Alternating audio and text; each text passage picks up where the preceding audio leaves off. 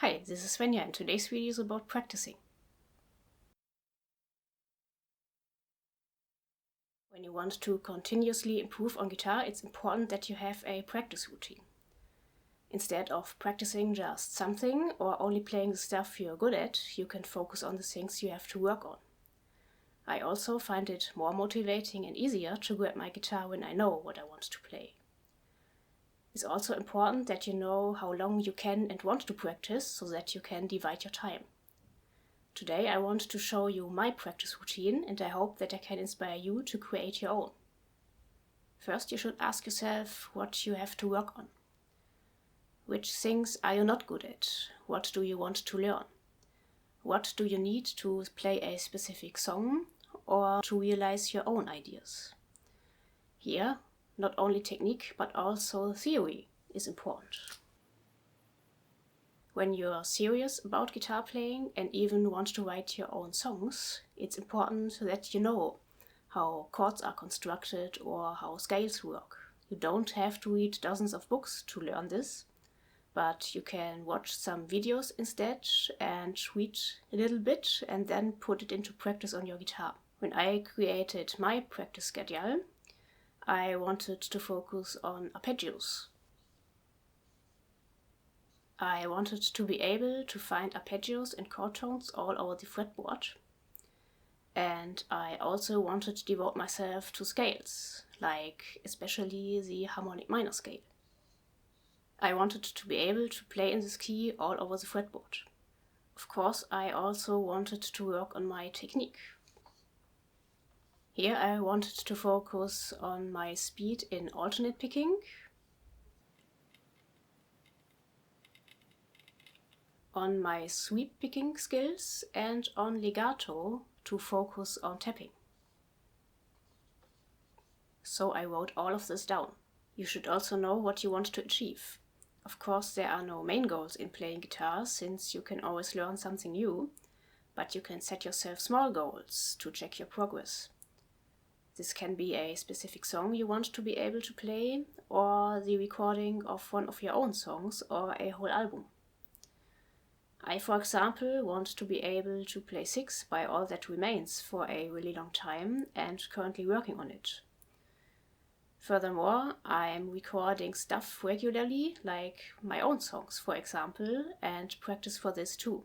Here, I'm planning when I want to record a song and start practicing early.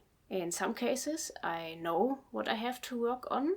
In other cases, I notice difficulties while playing the song and create exercises to improve. Anyway, you should take your time practicing for a recording session and don't put yourself under pressure. You shouldn't force yourself to record a song 2 weeks from now when you're not 100% confident playing it. It's also important to me that I work on ear training on a regular basis. So I recognize intervals, chords or scales, write down rhythms or melodies by ear, or transcribe songs. When I'm transcribing a song, I also write down what I'm hearing, since I learn more when I write down melodies and rhythms myself. You should also practice ear training on a regular basis. Depending if you already practiced ear training or not, you should consider where to begin. Practicing technique and theory alone is a little too boring for me, so I also learn new songs and riffs. I made a list of songs I already know and songs I want to learn and update this on a regular basis.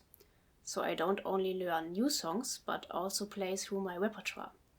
Therefore, I made a playlist on my phone I can jam to every now and then. It's important that you have a repertoire, especially when you want to be able to play spontaneously with others. But it's also important for yourself, since it's really motivating when you're able to play your favorite songs. I also like to learn different styles on guitar. So I'm looking for riffs and licks in the style I want to devote myself to and integrate this into my practice routine. In my opinion, stylistic versatility is important when you want to be a good guitarist. Of course, there are also great guitarists who devote themselves to only one or a few different styles. You should know what's best for you. I also improvise on a regular basis over a backing track or a self-recorded loop to put the theory I learned into practice.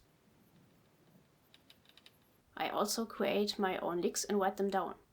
Of course, it's also important that you are noodling around every now and then and have fun, but we talk about this in a second. Here it's important that you integrate scales, licks and concepts into your playing.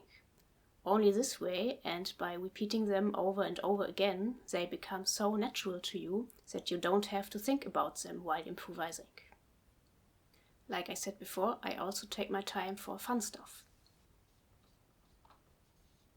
So I noodle around and try out different things, like for example layering different guitar tracks with my loop station.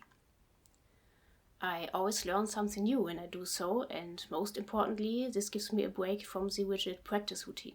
I also like to work on new ideas and songs in this section. Of course, this is really motivating, so you should keep in mind to also take your time for fun stuff. I mostly put this section in the end of my practice routine so that I can focus on other things beforehand. But of course, you should know what works best for you. So I've got 7 categories with subcategories like with theory and technique. Tyler Larson of Music is Win inspired me to work on 5 of these categories each day and don't skip one category for more than one day. This way I've got a versatile practice routine and make sure that I practice the things I have to work on regularly, often enough. So I made a Word document with a grid where I put in my categories. I divide 1 to 2 hours of practice time each day into smaller sections, like for example 10 minutes of sweep picking, 20 minutes practicing a new song, 15 minutes funk licks, and so on. I don't practice for more than 1 hour in a row since I don't want to strain my muscles. I also make short breaks between every category. Furthermore, in the beginning of every practice session, I warm up for 10 minutes. I didn't use a timer for a really long time since I thought this was too rigid and too stressful.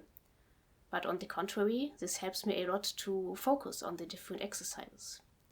So I downloaded a free timer, and in the beginning of each exercise, I started and let it count down in the background so that I can't have a look.